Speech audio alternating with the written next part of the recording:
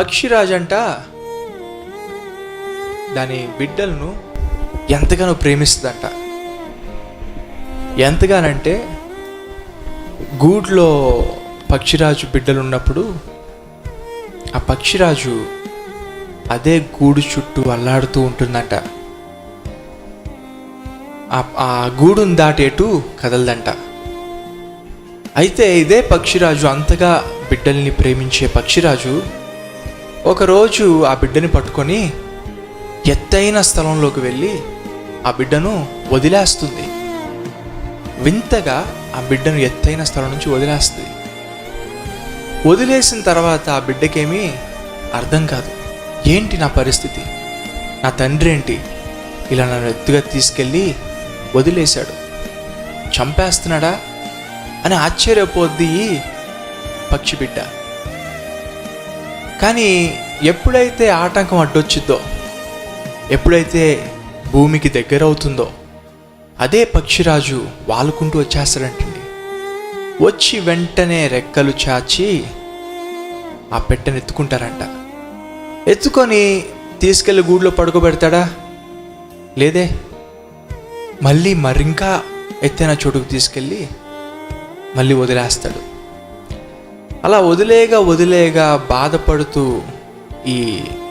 ఆ బిడ్డ అర్థం చేసుకోవడానికి ప్రయత్నిస్తుంది. ఏం అర్థం కావట్లేదు బిడ్డకి. కారణం, అది చిన్న పక్షి పిల్ల. కానీ ఈ గద్ద మానకుండా ప్రతిరోజు అదే పని చేస్తుంది.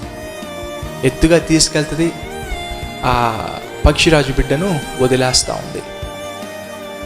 వింతైన విషయం ఏంటంటే, ఒకరోజు ఈ పక్షిరాజు బిడ్డ కసురుకుంటుంది, కోపం తెచ్చుకుంటుంది. ఎంత ధైర్యం ఉంటే మా నాన్న అని ఇలా ఆడుకుంటాడు, ఇలా ఆట పట్టిస్తాడు అని కసురుకొని, ఈ తండ్రి నుంచి నేను దూరం అవ్వాలి, వదిలేసి నేను కూడా నా తండ్రిలా ఎగిరానంటే నేను పారిపోవచ్చుగా అనుకుంటుందంట ఈ పక్షి బిడ్డ. అనుకొని ఒకరోజు 2 రెక్కలు చాచిద్ది ఎగరడానికి. ఎగిరే శక్తి లేకపోయినా చాచిద్ది. చాచాక ఆ గాలిలోనే జారుకుంటూ నేల మీదకి వస్తుంది.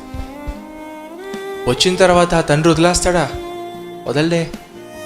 మళ్ళీ వెంటనే పట్టుకొని ఇంకా ఎత్తైన చోటుకు తీసుకెళ్ళి వదిలేస్తాడు. ఈ బిడ్డకి ఏం కావాలి? ఈ తండ్రి నుంచి పారిపోవాలి. కానీ తండ్రికి ఏం కావాలో ఈ బిడ్డకి అర్థం కావట్లేదు. ఇంకొక రోజు అలా వదిలినప్పుడు ఆ బిడ్డ ఎగరడానికి నా తండ్రి 2 రెక్కల్ని ఊపుతున్నాడు కదా, నేను కూడా ఊపుతాను అని రెక్కలు ఊపిద్దంట. కొంచెం ఎగిరి జారుతుంది. అలా నేర్చుకోక ఒక రోజు ఆ పక్షి బిడ్డ ఎగరడం నేర్చుకుంటుంది. ఇప్పుడు ఈ తండ్రిని నేను వదిలించుకోవచ్చు, ఈ తండ్రి దగ్గర నుంచి నేను పారిపోవచ్చు అని దృఢంగా బలంగా ప్రయత్నిస్తూ వేగంగా దూరంగా వెళ్ళిపోతూ ఉంటే ఆ పక్షిరాజు అంట అసలు ఏ కష్టం లేకుండా అలా పక్కకు వస్తాడంట. ఎగురుకుంటూ పక్కకొచ్చి ఆ బిడ్డ వైపు చూసి, ఏరా, ఇంతకాలం నిన్ను అంత ఎత్తు నుంచి వదిలేసింది నువ్వు ఇది నేర్చుకోవాలనే.